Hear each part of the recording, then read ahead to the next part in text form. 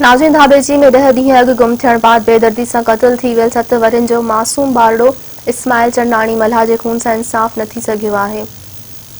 नींगरी जी जीजल अमर ऐं वालिद इंसाफ़ जा मुंतज़िर आहिनि। इन हवाले सां पेश आहे शबीर अहमद ख़ासकेरी जी ही रिपोर्ट। हिकिड़ो ॾींहुं गुज़रियो, ॿिए ॾींहुं पाणी में अंदरि को ॿाहिरि ॻोल्हियो, हिनखे नज़र न आयो। उन शाम ते दिलदार आयो, पोइ चई बाबा हेॾां वञी ॻोल्हियो। पोइ विया असांजा माण्हू, वञी ॾिठऊं, धप हिनखे नज़र आई। पोइ मखा हुनखे धप सूंघे, मखा भौरो लॻो पियो। पोइ दिलदार त अलाए केॾां ग़ाइबु थी वियो।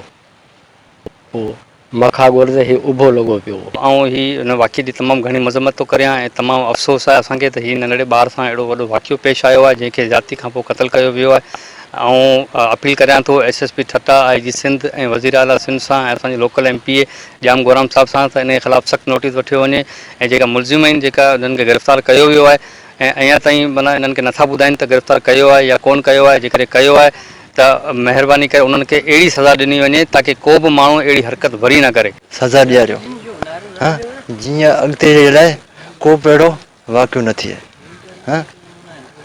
बाक़ी हाणे ॿियो हाणे असीं जेको सो ग़रीब त हुआ आहियूं, असांजे थार लहण त को बि कोन आयो आहे, न को ME, न को MP, न को MN, न को अहिड़ो ऑफिसर, को बि कोन आयो आहे। सिर्फ़ु इहो कल्ह हुसैन अॼु आयो आहे, ॿियो को बि कोन आयो।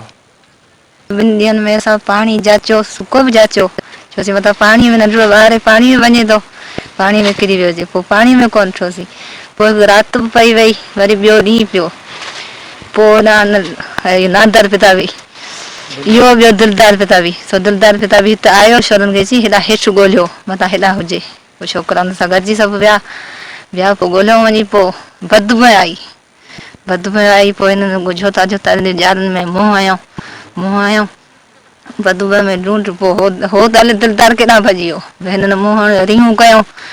पोइ हिकिड़ो वॾा असांजा उन्हनि जाचियो त अंदरि पियो, टुंगियो पियो मथे, सिसी माना हीअं टंगू हीअं, हथ हीअं, माना अहिड़ो बदबू थी वियो, न हुनखे तड़ मिलियो न ई हुनखे असां आख़िरी दीदार हो बचे जो। कैमरामैन रहमान लाशारी सां गॾु शबीर अहमद ख़ासकेली, मेहरान TV न्यूज़, धाबेची।